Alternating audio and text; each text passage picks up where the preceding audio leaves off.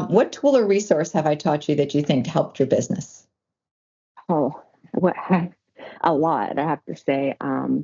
Just I really wasn't using any type of I wasn't even using Excel. Hmm? Like I said, I was winging it.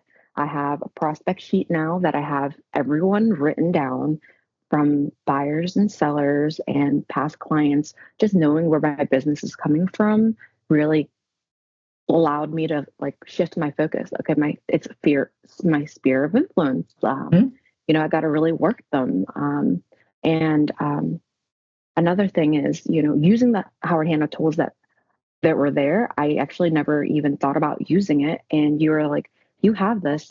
So let's use it. Let's utilize these things. So just getting my database completely organized um, and being able to get using Loop, um, Hmm. sending emails out to past clients, campaigns, Real Scout, I mean, everything.